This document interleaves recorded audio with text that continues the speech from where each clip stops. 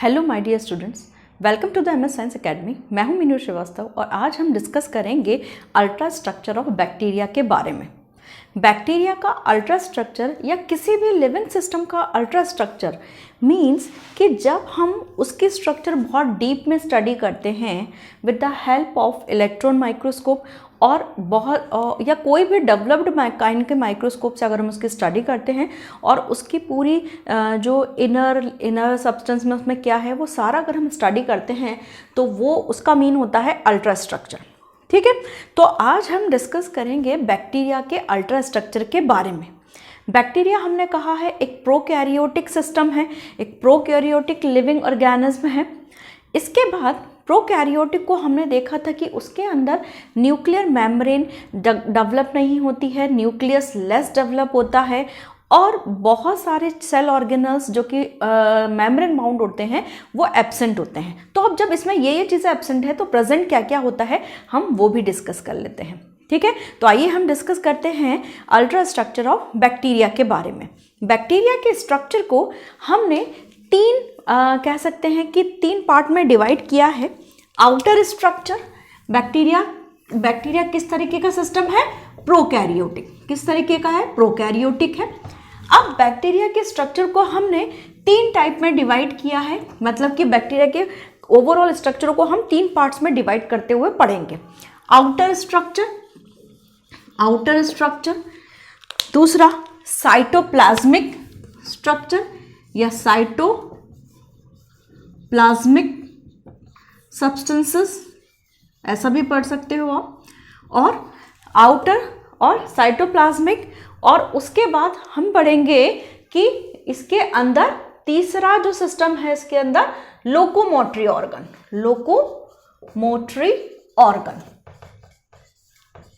समझ में आ रहा है?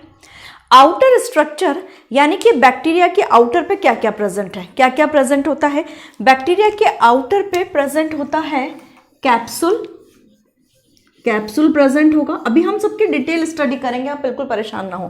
Capsule, cell wall and cell membrane, इन तीनों को हम आउटर स्ट्रक्चर में काउंट करते हैं। Capsule, cell wall and cell membrane. जो साइटोप्लाज्मिक सब्सटेंसेस हैं, साइटोप्लाज्मिक सब्सटेंस के अंदर हम क्या क्या स्टडी करते हैं? साइटोप्लाज्म, क्या क्या स्टडी करेंगे? साइटोप्लाज्म के अंदर होगा। जो न्यूक्लियस है जिसे हम न्यूक्लियोइड भी बोलते हैं, हमने अभी लास्ट वीडियो में पढ़ा है कि जो प्रोकैरियोट्स हैं उनका न्यूक्लियस बहुत डेवलप नहीं होता है तो उसको हमने नाम दिया था न्यूक्लियोइड। ठीक है, तो यहाँ पर हम न्यूक्लियोइड रीजन या न्यूक्लियस को स्टडी करेंगे। उसके अलावा ये इसके अंदर मीजोसोम्स प्रेजेंट होते हैं, वो हम देखेंगे। राइबोसोम्स प्रेजेंट होते हैं, वो हम देखेंगे। एंड अदर सेल ऑर्गेनल्स, इसको हम बोल सकते हैं अदर ऑर्गेनल्स, इसको हम इस तरीके से लिख देते हैं यहाँ पे। तो ये हमारा साइटोप्लाज्म के अंदर की बात हो गई, है ना। अब लोकोमोटरी ऑर्गन, लोकोमोशन मतलब क्या होता है? गमनांक, मतलब कि जो बैक्टीरिया के मूवमेंट में हेल्प करते हैं। तो इसके लिए इसके अंदर जो मेन हम जो स्टडी करते हैं वो दो टाइप का जो है लोकोमोटरी ऑर्गन है। That is the first is the flagella and second is the पिलाई। ओके, तो अब हमको वन बाय वन फटाफट से सबकी स्टडी करनी है।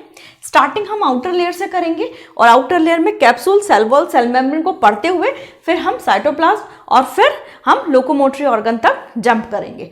ठीक है, तो अब हम फटाफट से स्टडी करते हैं कैप्सूल की। एक साथ में मैं एक बैक्टीरिया का स्ट्रक्चर भी ड्रॉ करती चलूंगी तो आपको और अच्छे से समझ में आएगा कि कौन सा स्ट्रक्चर किस तरीके से प्रेजेंट होता है। आउटर स्ट्रक्चर में मैं नाम दे रही हूं, फर्स्ट इज द कैप्सूल।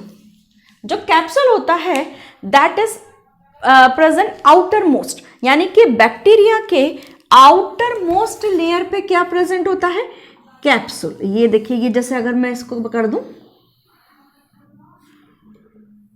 ये यहां पर, तो अगर हम इसके आउटर मोस्ट स्ट्रक्चर पे एक टफ कवरिंग बना देते हैं तो वो टफ कवरिंग क्या कहलाता है? कैप्सूल कहलाता है।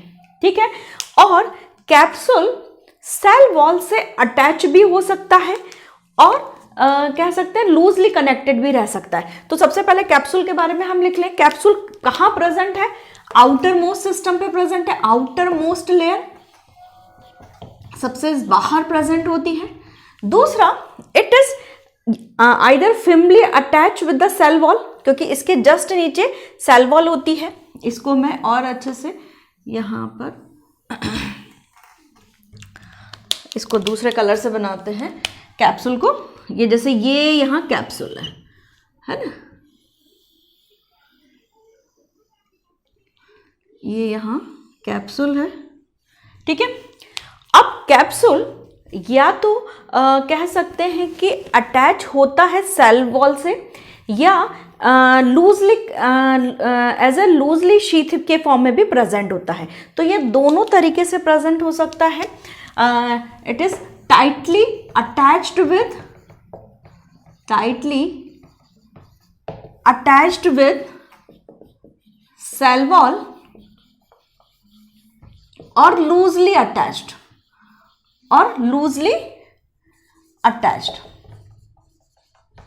कैसे भी प्रेजेंट हो सकता है। अगर ये टाइटली प्रेजेंट है तो हम इसको ग्लाइकोकैलिक्स नाम भी देते हैं, या कैप्सूल तो हम बोल ही रहे हैं, यानी कि अगर ये सेल वॉल से टाइटली अटैच्ड है तो कैप्सूल भी बोलते हैं। इसे दूसरा नाम ग्लाइकोकैलिक्स भी बोलते हैं। अगर ये लूजली अटैच्ड है या बिल्कुल लूजली फॉर्म में प्रेजेंट है तो इसको हम स्लाइम लेयर भी बोलते हैं, स्लाइम लेयर, ठीक है। तो कैप्सूल का क्या काम हो, कैप्सूल का क्या क्या नाम हो गए? कैप्सूल के नाम हो गए, कैप्सूल तो खुद एक नाम है ही सही, ग्लाइकोकैलिक्स भी है एंड स्लाइम लेयर भी है, ठीक है। तो और ये आउटर मोस्ट है। अब यहाँ पर जो कैप्सूल होता है वो बेसिकली कुछ बैक्टीरियाज में प्रेजेंट हो भी सकता है और कुछ बैक्टीरियाज में प्रेजेंट नहीं भी हो सकता है, यानी कि इट मे बी प्रेजेंट और it may not be present. Capsule का केमिकल कॉन्स्टिट्यूएंट क्या होता है? कैप्सूल का केमिकल कॉन्स्टिट्यूएंट होता है एक्सोपॉलीपेप्टाइड्स और एक्सोपॉलीसैकेराइड्स, यानी कि या तो ये प्रोटीन की फॉर्म में होती है प्रेजेंट, या ये कह सकते हैं कि ये कार्बोहाइड्रेट की फॉर्म में भी प्रेजेंट होती है। यानी कुछ बैक्टीरिया के अंदर ये पॉलीपेप्टाइड की फॉर्म में होगी और कुछ बैक्टीरियाज के अंदर ये किसके फॉर्म में होगी? ये कार्बोहाइड्रेट की फॉर्म में होगी। अब जो पॉलीपेप्टाइड्स हैं, जैसे कुछ बैक्टीरिया जिनके अंदर ये पॉलीपेप्टाइड के फॉर्म में प्रेजेंट होता है, उसका नाम होता है बैसिलस एंथ्रेसिस। बैसिलस एंथ्रेसिस में ये किस फॉर्म में प्रेजेंट होती है? पॉलीपेप्टाइड्स की फॉर्म में, बैसिलस एंथ्रासिस। बैसिलस एंथ्रासिस के अंदर ये पॉलीपेप्टाइड की फॉर्म में प्रेजेंट होती है। और पॉलीसैकेराइड की फॉर्म में कौन कौन से बैक्टीरियाज के अंदर प्रेजेंट होती है? बहुत सारे बैक्टीरियाज हैं, उसमें से हम एक दो स्टडी कर लेते हैं, जैसे स्यूडोमोनास, स्ट्रेप्टोकोकस, आपका एग्रोबैक्टीरियम ट्यूमिफेसियंस, एग्रोबैक्टीरियम ट्यूमिफेसियंस। तो इसके अंदर ये जो होता है ये एक्सोपॉलीसैकेराइड का बना हुआ रहता है। तो दोनों में से कुछ भी फॉर्म हो सकता है, या तो पॉलीपेप्टाइड्स का या आपका वो कार्बोहाइड्रेट का फॉर्म भी प्रेजेंट होता है। अलग अलग बैक्टीरियाज के अंदर अलग अलग तरीके का फॉर्मेशन होगा, लेकिन बेसिकली ये या तो लूजली अटैच्ड होंगी या फिर्मली टाइटली अटैच्ड होंगी, किससे? सेल वॉल से। अब ये जो लूजली अटैच्ड होती हैं या टाइटली अटैच्ड होती हैं, अब इनका फंक्शन क्या है वो हम फंक्शन देख लेते हैं। तो फंक्शन क्या होता है इसका? फंक्शन ऑफ आपका कैप्सूल। कैप्सूल का फंक्शन क्या है? देखिए, कैप्सूल का फंक्शन है आउटर मोस्ट लेयर है, तो आउटर मोस्ट लेयर क्या करेगा? प्रोटेक्शन देगा। तो it protect the bacteria from the antibacterial agent, it protect the bacteria from the antibacterial agent, ठीक है। protect the bacteria from antibacterial agent. इसके अलावा जो कैप्सूल होता है वो बैक्टीरिया को ड्राइनेस से बचाता है, यानी अगर कोई अनफेवरेबल कंडीशन है तो ये हेल्प करता है कि सेल के अंदर ड्राइनेस ना आए, तो इट प्रोटेक्ट द बैक्टीरिया, मैं पूरा नहीं लिख रही, फ्रॉम ड्राइंग, यानी कि सूखने से भी बचाता है ये, ठीक है। दूसरा ये है कि ये जो कैप्सूल होता है ये सरफेस से अटैचमेंट में, किसी सरफेस पे जब बैक्टीरिया को अटैच होना है तो उसको अटैचमेंट में हेल्प करता है, तो help the bacteria for attachment, help the bacteria for attachment any surface. इसके अलावा ये बैक्टीरिया को अटैचमेंट में तो हेल्प करता है, लेकिन जो बैक्टीरियोफाज होते हैं, बैक्टीरियोफाज क्या होते हैं बेसिकली, बैक्टीरियोफाज होते हैं वायरसेस, तो ये वायरसेस को इनके सरफेस पे अटैच होने से रोकता है, तो ब्लॉक द अटैचमेंट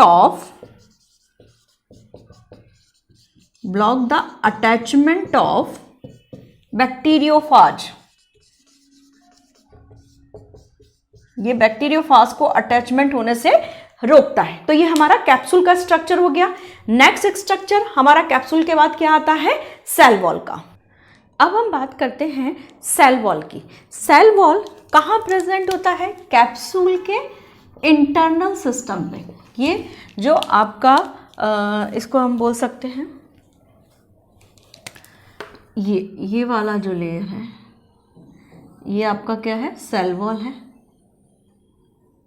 इसको थोड़ा सा अच्छे से ड्रॉ कर देते हैं इसको। सेल, ये आपका कैप्सूल, ये आपका हो गया cell wall. Cell wall nature में रफ होती है और इनइलास्टिक होती है, यानी कि सेल वॉल को हम ले सकते हैं it's a rough in nature and inelastic. ये कैसा होती है, बिल्कुल भी इसमें इलास्टिसिटी नहीं होती है इसके अंदर। अब ऐसा क्यों होता है, क्योंकि ये इसकी हेल्प से बैक्टीरिया अपना शेप मेंटेन करता है, तो it maintain use for the maintaining the shape, maintaining the shape. इसको हम ले सकते हैं कि बैक्टीरिया इसके अकॉर्डिंग अपना शेप, इसके हिसाब से अपना शेप मेंटेन करता है। ये बेसिकली किसकी बनी होती है, म्यूकोपेप्टाइड्स की। किसकी बनी होती है, कंपोज्ड विद म्यूकोपेप्टाइड्स, या जिसको हम म्यूरिन भी बोलते हैं। और म्यूकोपेप्टाइड्स का हम एक और वर्ड यूज करते हैं, दैट इज पेप्टाइडोग्लाइकेन। पेप्टाइडोग्लाइकेन ये किसकी बनी होती है, पेप्टाइडोग्लाइकेन की बनी हुई होती है। बेसिकली ग्राम पॉजिटिव और ग्राम नेगेटिव के जो सेल वॉल होती हैं उनमें डिफरेंसेस होते हैं, कुछ बेसिक डिफरेंसेस होते हैं। अब ग्राम पॉजिटिव जो बैक्टीरियाज होते हैं उनके सेल वॉल का जो कह सकते हैं कि उनका जो सेल वॉल रहता है वो करीबन 60 to 80 नैनोमीटर की विड्थ का होता है। किसके अंदर, ग्राम पॉजिटिव के अंदर। ये पॉजिटिव मैंने इस तरीके से रिप्रेजेंट कर दिया। और जो आपके ग्राम नेगेटिव बैक्टीरियाज होते हैं उनके अंदर करीबन ये 2 नैनोमीटर की विड्थ की होती है इन ग्राम नेगेटिव बैक्टीरियाज। तो ग्राम पॉजिटिव और ग्राम नेगेटिव बैक्टीरियाज के सेल वॉल में थोड़ा सा डिफरेंस होता है, वो अभी हम थोड़ा सा और डिस्कस करेंगे उसके बारे में। अभी हम बताएंगे कि हमने कहा है कि जो ग्राम पॉजिटिव होती है इनमें इसकी जो विड्थ होती है वो करीबन 60 to 80 नैनोमीटर के आसपास होती है। अब देखिए यहाँ पर हमने एक वर्ड बोला है पेप्टाइडोग्लाइकेन। पेप्टाइड वर्ड रिप्रेजेंट करता है किसको, पेप्टाइड वर्ड रिप्रेजेंट करता है प्रोटीन को, और ग्लाइकन वर्ड रिप्रेजेंट करता है कार्बोहाइड्रेट को। ग्लाइकन या glucose, glycan is somewhat associated with the glucose, तो ग्लाइकन जो है वो ग्लूकोज और पेप्टाइड मतलब कि पेप्टाइड्स। तो इसका मतलब ये है कि कहीं ना कहीं इसमें पेप्टाइड भी है और कार्बोहाइड्रेट भी है।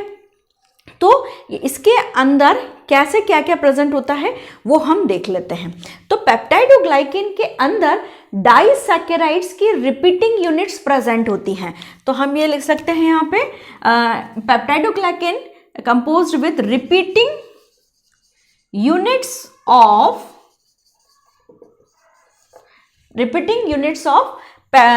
डाइसैकेराइड्स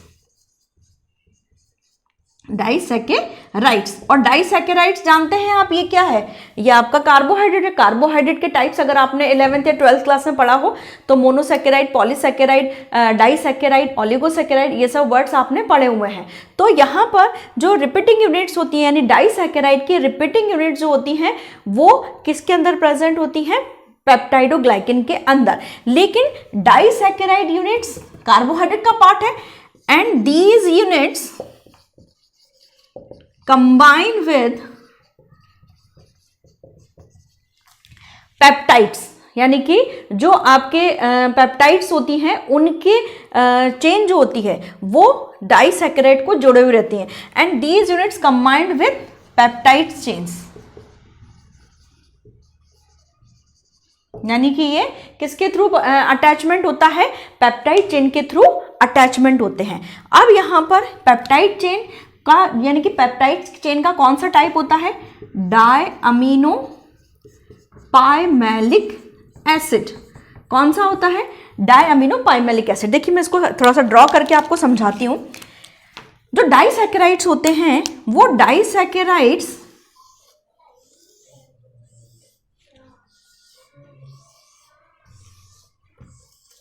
जैसे ये एक लेयर है डाइसैकेराइड, ये दूसरी लेयर है डाइसैकेराइड, ठीक है। तो डाइसैकेराइड की रिपीटिंग यूनिट्स हैं। अब यहां पर एक और चीज है कि डाइसैकेराइड के भी दो तरीके के मॉलिक्यूल होते हैं। कौन कौन से? N acetyl glucosamine and N acetyl muramic acid.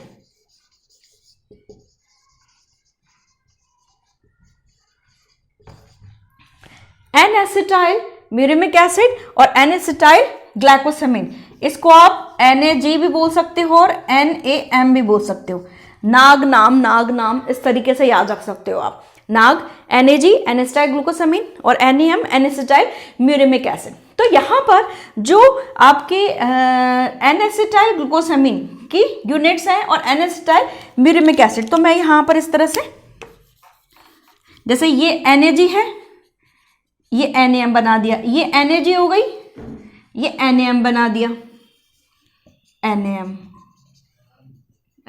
है ना।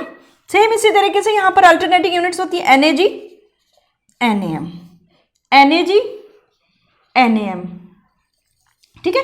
इस तरीके की अल्टरनेटिंग यूनिट जुड़ती हैं, मतलब कि रिपीटिंग यूनिट्स हो जाती हैं और ये आपस में किसके थ्रू कनेक्टेड रहती हैं? ये कनेक्टेड रहती हैं डायअमीनो पाइमेलिक एसिड से। तो देखो यहां पर कैसे मैं कनेक्टेड करके बताती हूं आपको।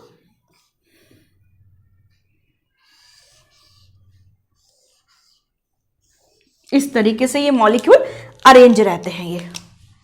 ये मैंने आपको डायअमीनो पाइमेलिक ऐसा बना दिया कि ये इस तरीके से यहाँ बॉन्ड बना रखा है इसने, ठीक है। तो ये क्या है? आपका डायअमीनो पाइमेलिक एसिड, ठीक है। तो ये आपको समझ में आया कि जो आपका ग्राम पॉजिटिव और ग्राम नेगेटिव सेल वॉल के में जो डिफरेंस है, अभी अपन ग्राम पॉजिटिव में भी देखेंगे और क्या क्या प्रेजेंट होता है। लेकिन बेसिकली क्या होता है कि सेल वॉल म्यूकोपेप्टाइड्स की बनी हुई रहती है और म्यूकोपेप्टाइड्स यानी कि म्यूरिन या पेप्टाइडोग्लाइकेन। पेप्टाइडोग्लाइकेन जो होता है यहाँ पर डाइसैकेराइड की सब यूनिट्स का अल्टरनेटिंग स्ट्रक्चर होता है और उनको जोड़ने वाली पेप्टाइड चेन्स होती हैं।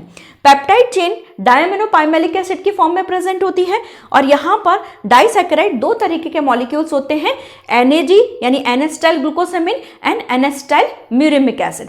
अब हम बात करते हैं कि बेसिकली ग्राम पॉजिटिव और ग्राम नेगेटिव में भी और क्या क्या डिफरेंस प्रेजेंट होते हैं। ग्राम पॉजिटिव बैक्टीरियाज के अंदर कुछ स्पेसिफिक, हमने कहा पेप्टाइडोग्लाइकेन प्रेजेंट है, लेकिन यहाँ पर कुछ स्पेसिफिक मॉलिक्यूल्स भी प्रेजेंट होते हैं जिसे हम बोलते हैं टिकोइक एसिड। यानी कि यहाँ पर बीच बीच में कुछ स्पेसिफिक मॉलिक्यूल्स भी प्रेजेंट होंगे। इसे मैं यहाँ पर बीच बीच में कुछ स्पेसिफिक मॉलिक्यूल्स भी प्रेजेंट होंगे जिसे मैं क्या कहूँगी? Teichoic acid. इसको मैंने इस तरीके से शो कर दिया। ये क्या है? Teichoic acid. Teichoic acid gram positive के अंदर जो उनकी वॉल है उसके अंदर टिकोइक एसिड भी प्रेजेंट होते हैं, वो यहां पर अपन लिख लेते हैं।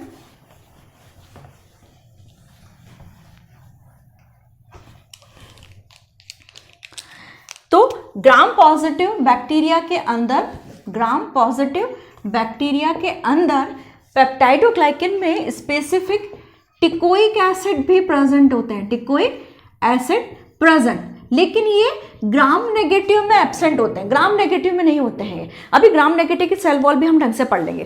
तो टिकोइक एसिड प्रेजेंट होगा। टिकोइक एसिड के दो टाइप होते हैं, रिबिटॉल टिकोइक एसिड, रिबिटॉल टिकोइक एसिड और glycerol teichoic acid, glycerol teichoic acid. ठीक है, तो यहां पर जो ग्राम पॉजिटिव बैक्टीरियाज हैं उनके अंदर टिकोइक एसिड प्रेजेंट होते हैं, और टिकोइक एसिड दो तरीके के होते हैं, रिबिटॉल टिकोइक एसिड और ग्लिसरॉल टिकोइक एसिड। ये जो टिकोइक एसिड्स होते हैं स्पेसिफिक एंटीजेनिक प्रॉपर्टी देते हैं ग्राम पॉजिटिव बैक्टीरियाज को। अब हम देख लेते हैं कि ग्राम नेगेटिव बैक्टीरियाज की जो सेल वॉल होती है वो कैसी होती है।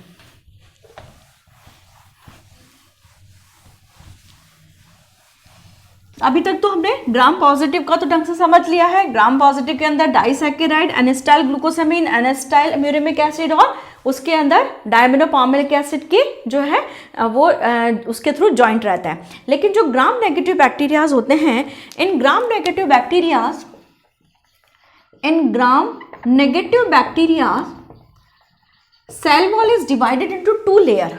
Cell wall is bilayered, bilayer, outer layer और इनर लेयर, है ना। यानी कि जो सेल वॉल होती है ये दो लेयर्स की बनी होती है, यानी कि एक लेयर बाहर और एक लेयर अंदर होगी। तो यहां पर आउटर लेयर और inner layer. Outer layer basically किसकी बनी होती है? प्रोटीन, लाइपोप्रोटीन और लाइपोपॉलीसैकेराइड्स की बनी हुई रहती है। प्रोटीन, लाइपोप्रोटीन और लाइपोपॉलीसैकेराइड, मेनली लाइपोपॉलीसैकेराइड होता है इसके अंदर, आउटर लेयर के अंदर। आउटर लेयर के अंदर मेनली क्या प्रेजेंट होगा? लाइपोपॉलीसैकेराइड प्रेजेंट होगा। जो इनर लेयर प्रेजेंट होती है, inner layer it is made up with the peptidoglycan, very less peptidoglycan present, very less peptidoglycan. ठीक है, अब यहां पर आउटर लेयर, इनर लेयर, जैसे ये आउटर लेयर और ये इनर लेयर, इन दोनों के बीच में, आउटर लेयर और इनर लेयर, इन दोनों के बीच में जो स्पेस होता है वो कहलाता है पेरिप्लाज्मिक स्पेस। वो क्या कहलाएगा? Periplasmic space. ये कहलाएगा पेरिप्लाज्मिक स्पेस। ठीक है, यानी कि दोनों लेयर, सेल वॉल की ही लेयर है ये, सेल वॉल के दोनों लेयर के बीच में पेरिप्लाज्मिक स्पेस होता है, और पेरिप्लाज्मिक स्पेस के अंदर स्पेसिफिक ओलिगोसैकेराइड्स और प्रोटीन्स प्रेजेंट होते हैं।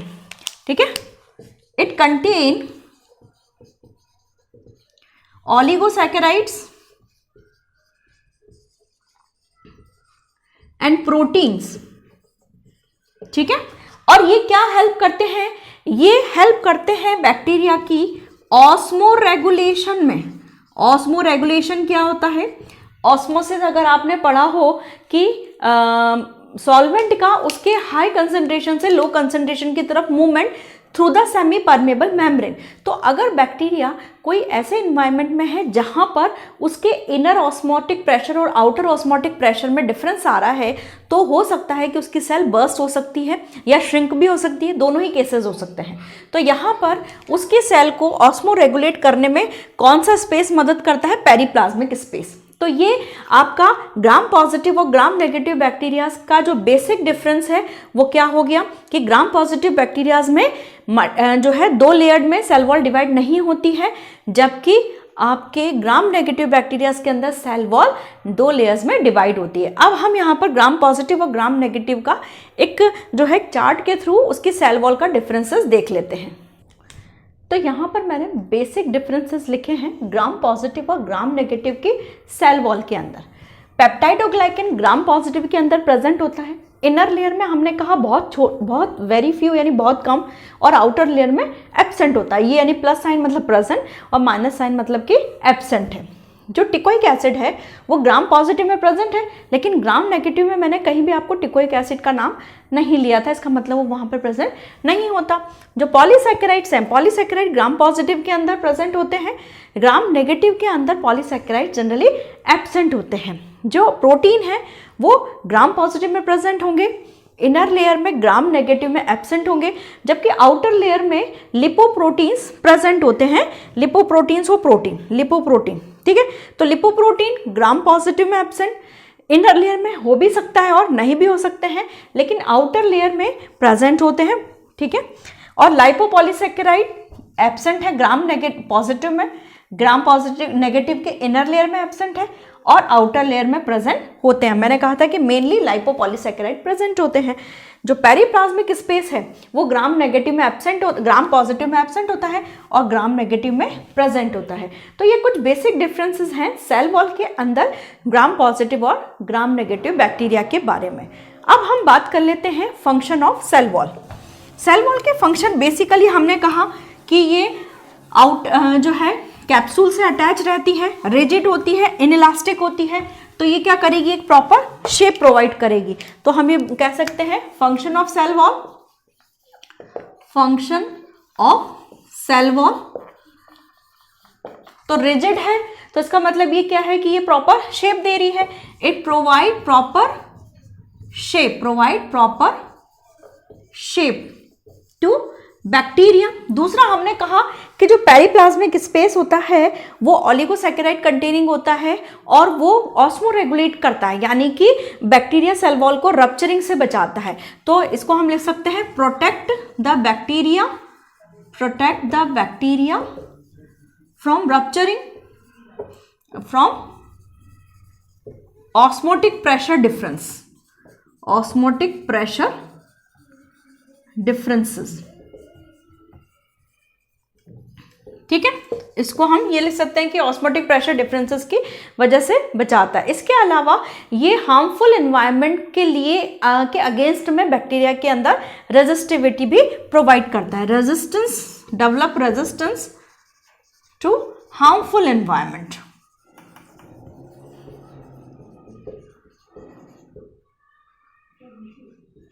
इसके अलावा इट प्रोवाइड द अटैचमेंट, ये किसी मतलब सरफेस पे अटैचमेंट में भी हेल्प करता है, फ्लैजेला को हेल्प करता है, मेनली प्रोवाइड अटैचमेंट और help to attachment with the help of flagella. ये फ्लैजेला की हेल्प से जो है अटैचमेंट में हेल्प करता है।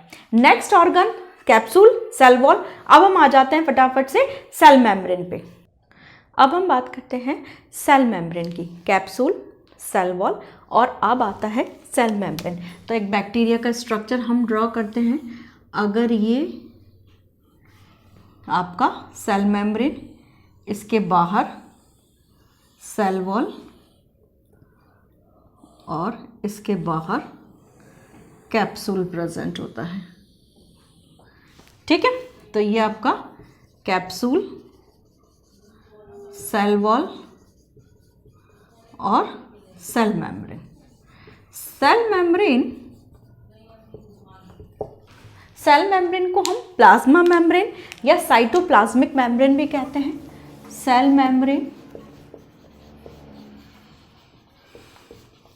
ये सेल मेम्ब्रेन जो होगा वो आपका साइटोप्लाज्मिक मेम्ब्रेन, साइटोप्लाज्मिक मेम्ब्रेन या प्लाज्मा मेम्ब्रेन भी कहते हैं इसको हम।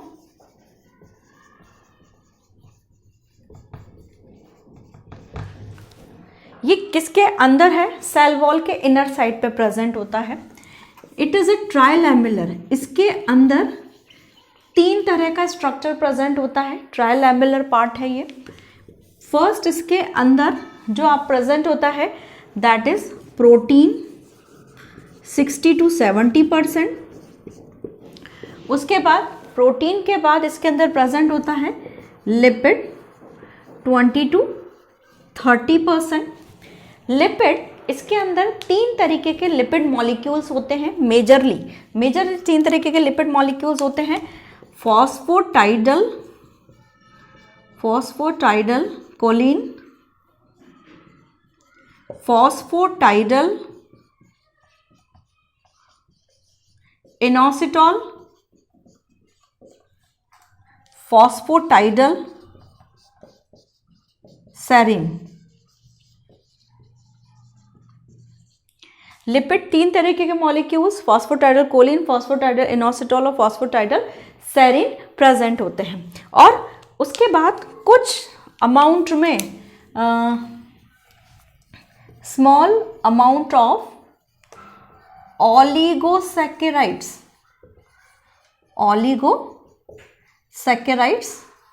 प्रेजेंट होते हैं। यहाँ पर जो प्रोटीन और लिपिड का स्ट्रक्चर है वो किस तरह से अरेंज होता है वो हम देख लेते हैं। जो लिपिड के मॉलिक्यूल्स हैं इस तरीके के बाइलैमेलर फेज में प्रेजेंट होते हैं, यानी कि 2 लेयर प्रेजेंट होती हैं। लिपिड किस फॉर्म में प्रेजेंट होता है? बाइलेयर्ड फॉर्म में, 2, एक ऊपर और एक नीचे।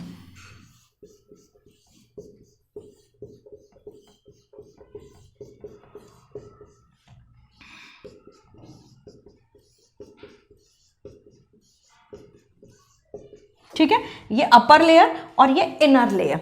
अब जो लिपिड की लेयर है उसके बीच बीच में प्रोटीन्स प्रेजेंट होते हैं, इंटरकैलेटेड प्रोटीन्स प्रेजेंट होते हैं। ये आपके इंटरकैलेटेड प्रोटीन्स हो गए। अब यहाँ पर जो लिपिड होता है उसका अगर अपन मॉलिक्यूल ड्रॉ करें तो लिपिड के अंदर ये आपका एक हेड रीजन होता है और ये आपका टेल रीजन होता है। जो हेड रीजन है वो हाइड्रोफिलिक होता है, यानी कि ये वाटर लविंग पार्ट है, हाइड्रोफिलिक। और जो टेल रीजन है वो हाइड्रोफोबिक पार्ट होता है, यानी कि ये वाटर के लिए रिपेल फॉर्म करता है, मतलब कि वाटर से डरता है ये पार्ट, वाटर के लिए अट्रैक्शन फील नहीं करता। तो हेड वाला रीजन ये आपका लिपिड के अंदर हेड और टेल के फॉर्म में रहते हैं रीजन, और हाइड्रोफिलिक और hydrophobic part. Hydrophilic part upward side पे रहता है, इधर भी रहेगा इंटरेक्टेड, और जो टेल रहता है वो बीच में फंसी हुई रहती है, और इनके बीच बीच में इंटरकैलेटेड प्रोटीन्स होते हैं। तो ये आपके लिपिड हो गए और ये आपके इंटरकैलेटेड प्रोटीन्स, ये बीच बीच में इंटरकैलेटेड प्रोटीन्स हैं। और ओलिगोसैकेराइड्स के मॉलिक्यूल बीच में कहीं कहीं प्रेजेंट होंगे आपके। ये आपका ओलिगोसैकेराइड्स सैकेराइड है ना, ओलिगोसैकेराइड्स। तो ये इस तरीके से आपका सेल मेम्ब्रेन प्रेजेंट होती है। वैसे सेल मेम्ब्रेन पूरे नेचर में इसी तरीके की स्ट्रक्चर होती है, लिपिड, प्रोटीन और आपका ओलिगोसैकेराइड्स कुछ अमाउंट में होते हैं। कोई भी लिविंग सिस्टम की जो सेल मेम्ब्रेन होती है वो लगभग इसी ही तरह की प्रेजेंट होती है। अब हम सेल मेम्ब्रेन के फंक्शन देख लेते हैं फटाफट से। सेल मेम्ब्रेन का जो नेचर है वो सेलेक्टिव परमेबल नेचर होता है, यानी कि ये कुछ मॉलिक्यूल को अंदर आने देती है और कुछ मॉलिक्यूल को ही बाहर जाने देती है, यानी कि इसका अंदर मॉलिक्यूल का अंदर आना या जाना सेल मेम्ब्रेन की परमेबिलिटी पे डिपेंड करता है। तो ये क्या करती है, इसके फंक्शंस हम देख लें। सेलेक्टिव परमेबल, यानी कि सेलेक्टिव परमेबल है मतलब कि ये मेम्ब्रेन्स ये मॉलिक्यूल्स को अंदर आने और अंदर जाने से का कंट्रोल करती है। ठीक है, उसके बाद ये हम कह सकते हैं कि जो बैक्टीरिया के जो सेल मेम्ब्रेन होती है उसके वो किसका कौन सा साइट है, सेलुलर रेस्पिरेशन का। It has the different enzymes which are utilized for the cellular respiration, यानी सेलुलर रेस्पिरेशन में जो एंजाइम्स हैं वो सेल मेम्ब्रेन में प्रेजेंट होते हैं। और यहाँ पर मेन सेलुलर रेस्पिरेशन कहाँ होगा, आपका सेल के अंदर, सेल मेम्ब्रेन के अंदर, जबकि जो नॉर्मल जो यूकैरियोटिक सेल होते हैं उसमें कहाँ होता है, माइटोकॉन्ड्रिया के अंदर। तो it is the site for cellular respiration, site for cellular respiration, ये सेलुलर रेस्पिरेशन की साइट है, ठीक है। दूसरा, ये सेल वॉल के लिए जो मटेरियल है वो बायोसिंथेसिस करती है, synthesize, biosynthesis, the biosynthesize the material required for cell wall। तो ये बेसिक फंक्शन हो गए सेल मेम्ब्रेन के। तो ये हमारा आउटर पार्ट वाला कंप्लीट हो गया है, cell capsule, cell wall, cell membrane. अब हम चलते हैं अंदर की तरफ, यानी साइटोप्लाज्म की तरफ। अब हम बात करते हैं साइटोप्लाज्म की।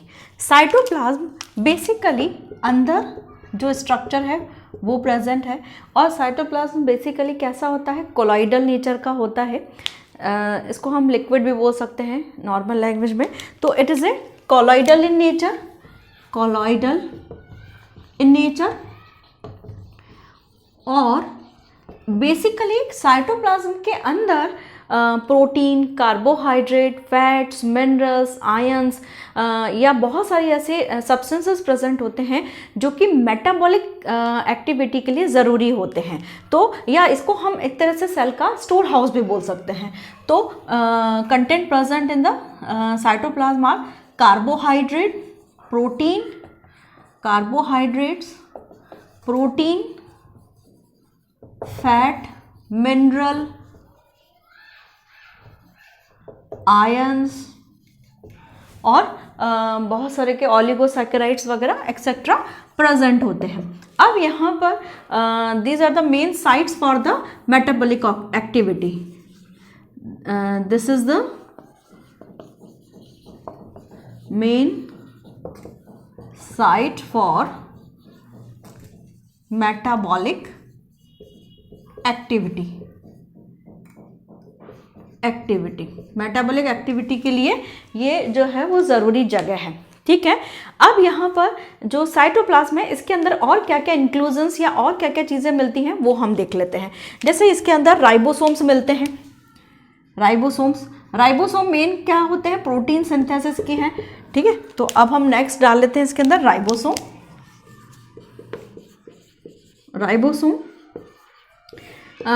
कौन से टाइप, प्रोकैरियोट्स के अंदर हमने पढ़ा है 70S टाइप के राइबोसोम होते हैं। 70S जो है ये दो टाइप का, इसकी दो सब यूनिट्स होती है, 50S और 30S।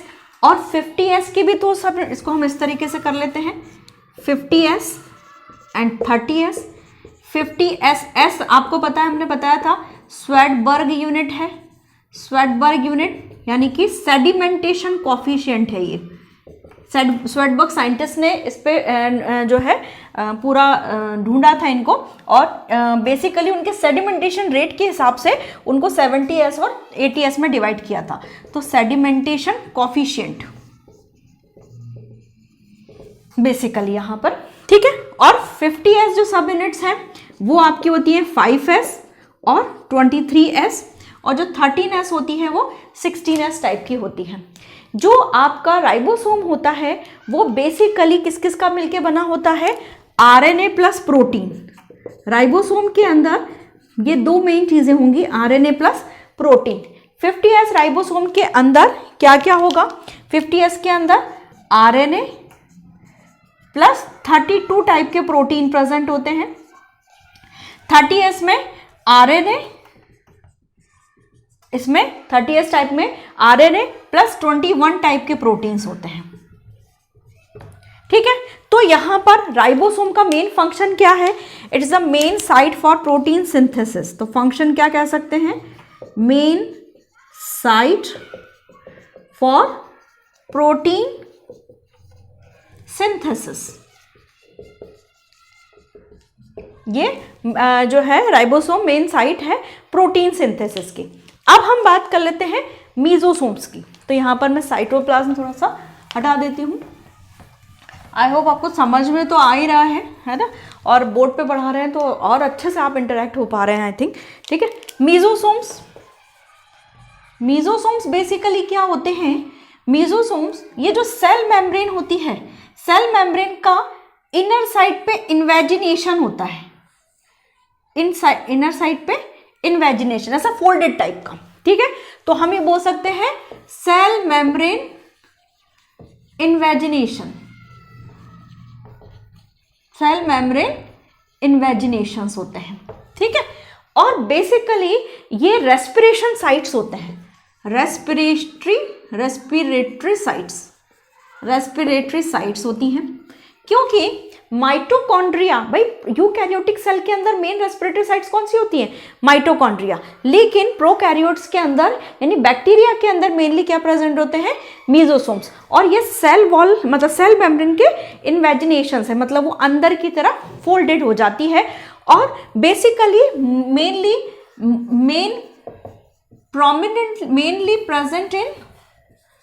mainly present in gram positive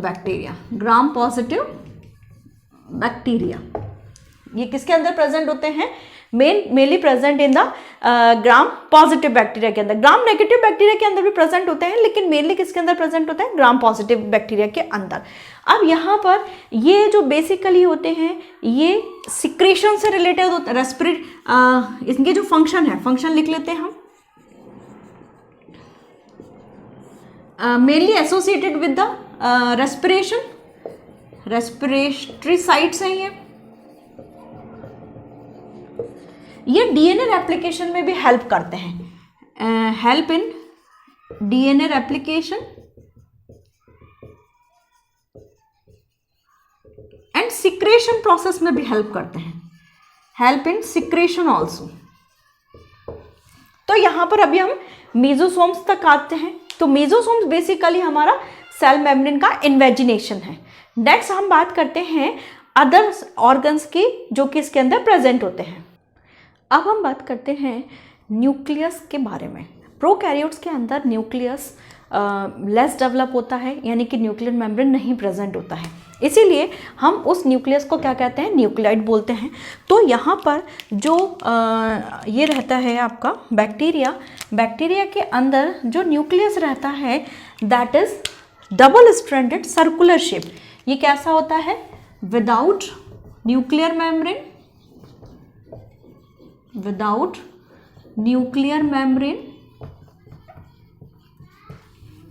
circular double stranded. यहाँ पर ये क्या होता है, basically circular double stranded molecule जो है डीएनए प्रेजेंट होता है। इसके अलावा कुछ बैक्टीरियाज के अंदर, ये तो आपका क्या हो गया, न्यूक्लियोइड हो गया।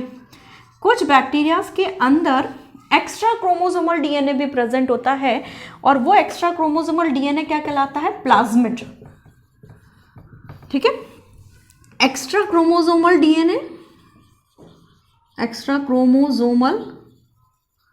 DNA is called plasmid.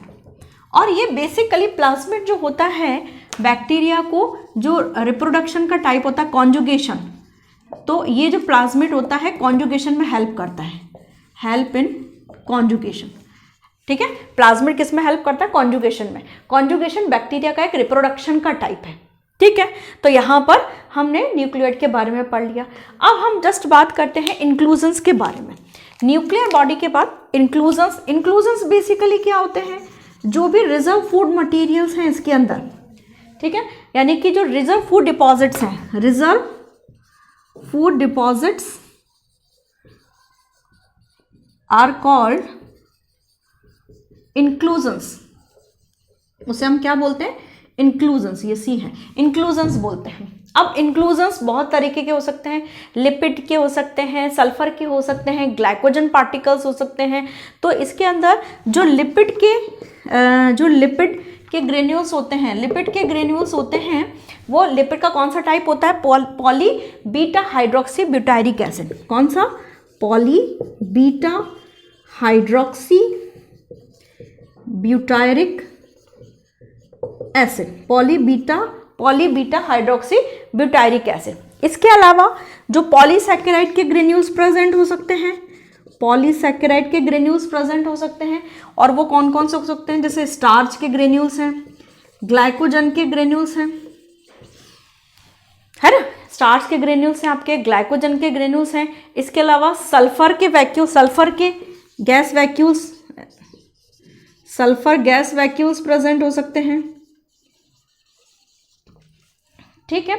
इसके अलावा जो इनऑर्गेनिक फॉस्फेट्स के रिजर्व जो इंक्लूजन्स हैं, इनऑर्गेनिक फॉस्फेट्स के रिजर्व जो इंक्लूजन्स हैं, उसको अपन क्या बोलते हैं, वॉल्यूटिन बेसिकली क्या होते हैं, जिनमें इनऑर्गेनिक फॉस्फेट्स रिजर्व होते हैं, volutin, inorganic phosphates as a reserve food, इनको अपन बोलते हैं वॉल्यूटिन, इनको हम वॉल्यूटिन ग्रेन्यूल्स बोलते हैं।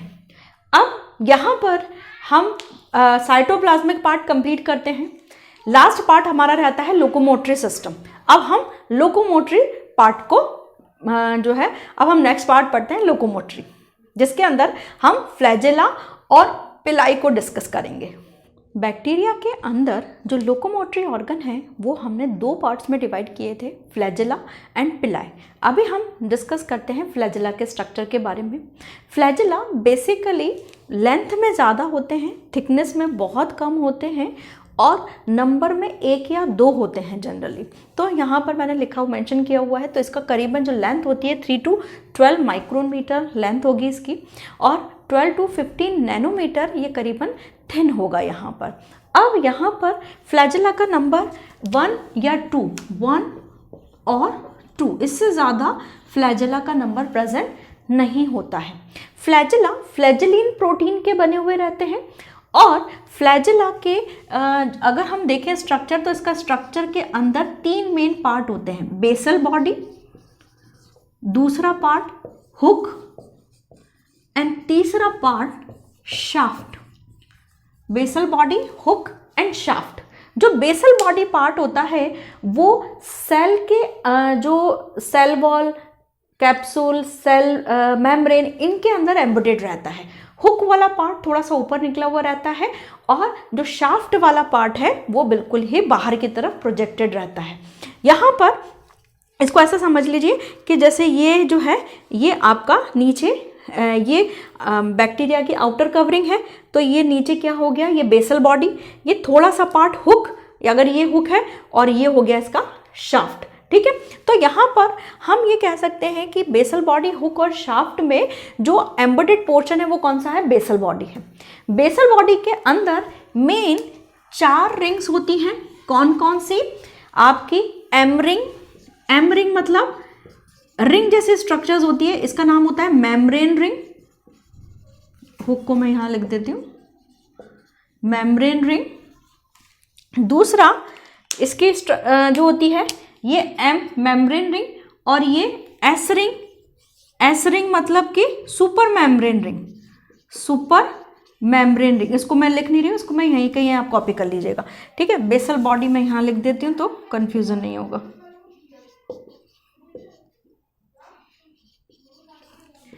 तीसरा एक M ring, membrane ring, S ring, super membrane ring, P ring जो होती है पेप्टाइडोग्लाइकेन रिंग,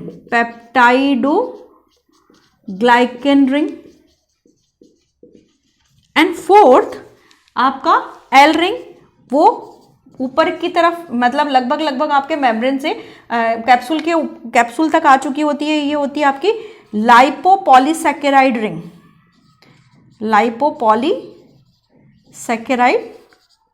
रिंग।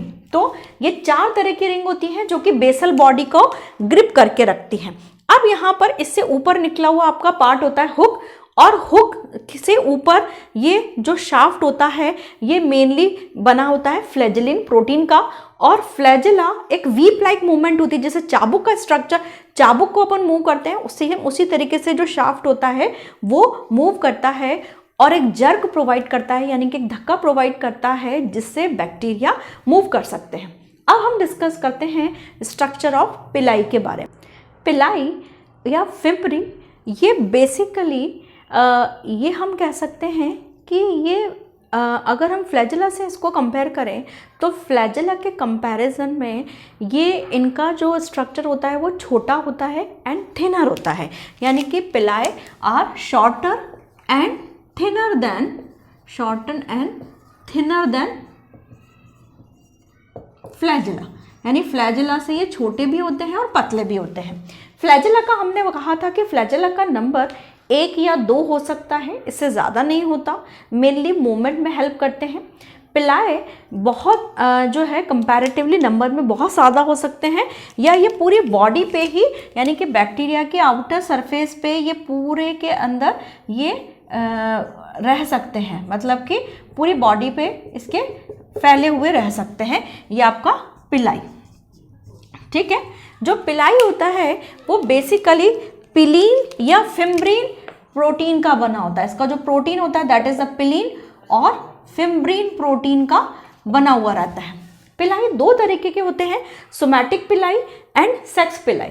सोमैटिक पिलाई बेसिकली ये थिनर होते हैं सेक्स पिलाई के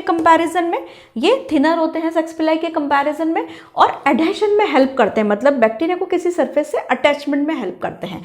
जबकि जो सेक्स पिलाई होते हैं वो थिकर होते हैं एज कंपेयर टू सोमैटिक पिलाई, एंड ये बैक्टीरिया को, ये ने सेक्स पिलाई क्यों कहा गया है, क्योंकि ये हेल्प करते हैं सेक्सुअल जो है रिप्रोडक्शन में, और वो रिप्रोडक्शन का टाइप है कॉन्जुगेशन में। कॉन्जुगेशन के अंदर जब 2 बैक्टीरियल सेल को अटैच करना हुआ तो वहाँ पर अटैचमेंट में कौन हेल्प करते हैं, सेक्स पिलाई। तो बेसिकली ये 2 लोकोमोटरी सिस्टम हैं बैक्टीरिया के अंदर। ये पूरा ओवरऑल स्ट्रक्चर है बैक्टीरिया का, ये बहुत हमने अच्छे से डीप में पढ़ा है, और आई थिंक मैंने हर एक क्वेश्चन कवर किया है। आई होप आपको एक सेशन पसंद आया होगा, पसंद आया है तो you can like, share and subscribe.